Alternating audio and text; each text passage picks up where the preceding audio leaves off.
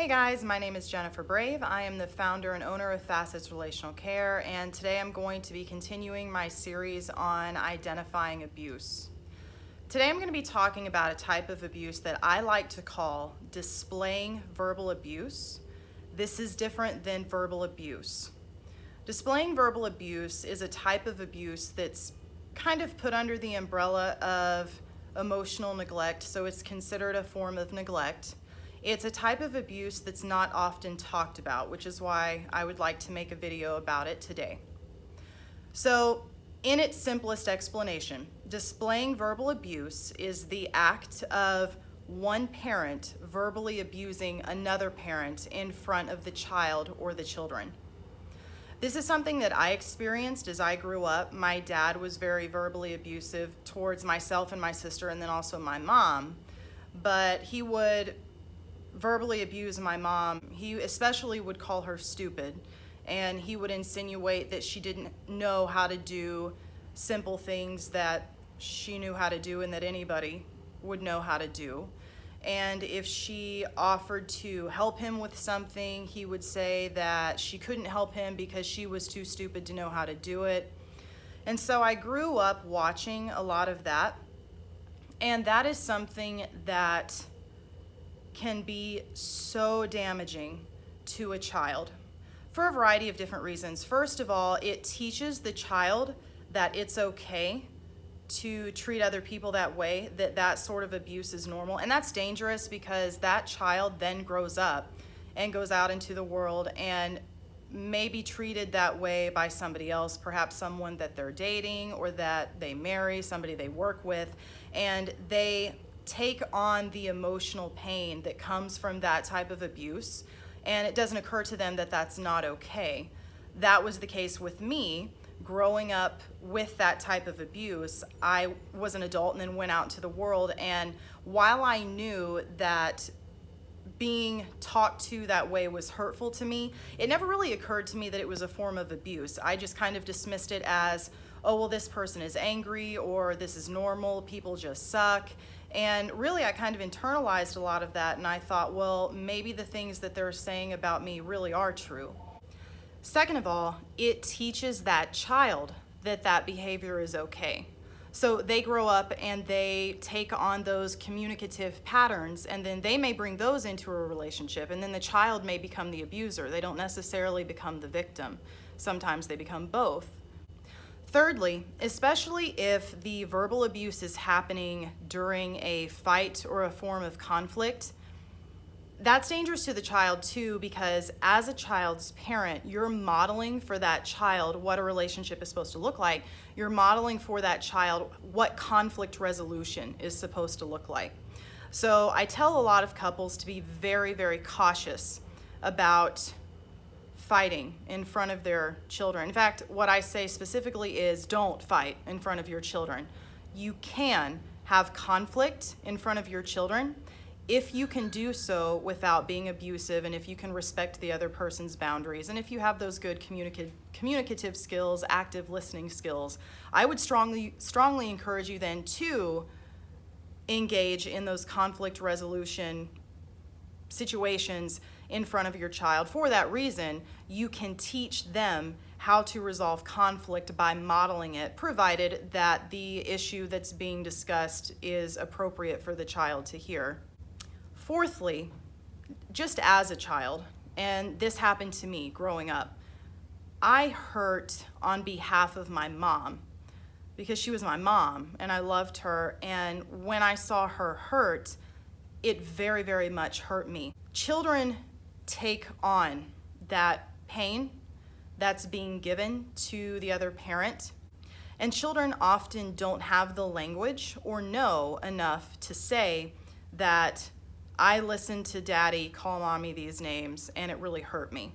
They just kind of take that on, and it becomes part of the unconscious that goes on to shape them later.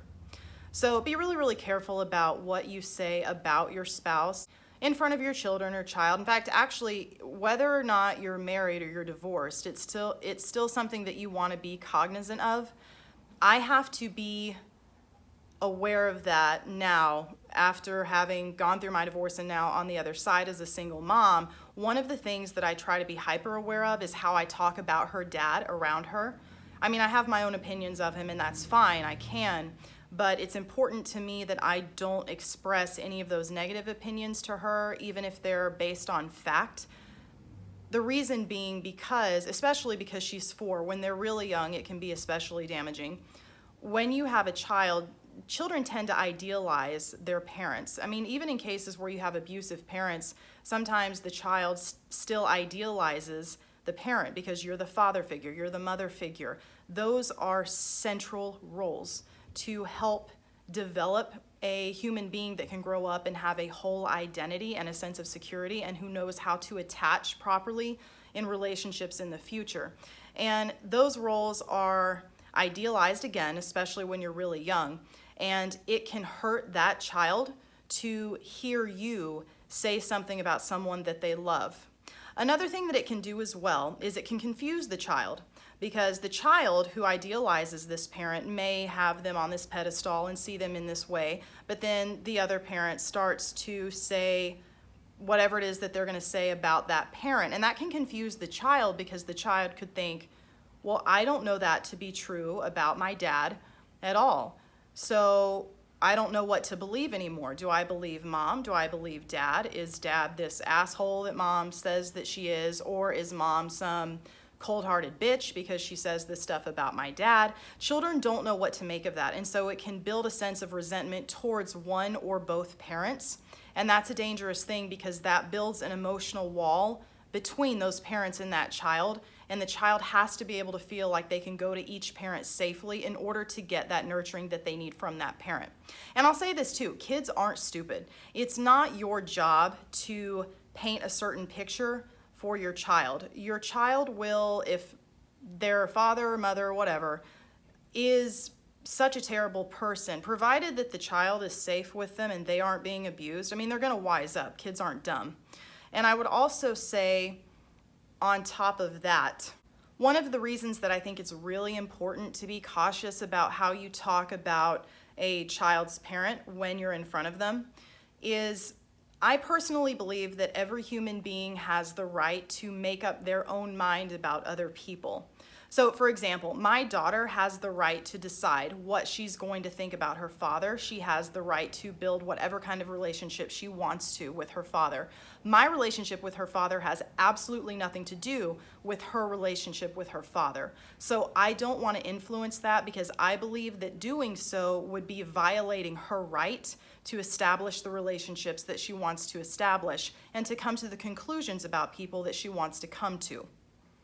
So those are some things to keep in mind when we're talking about the idea of displaying verbal abuse. And again, just in a general sense, being cautious about what you say about a child's parent when you're in that child's presence.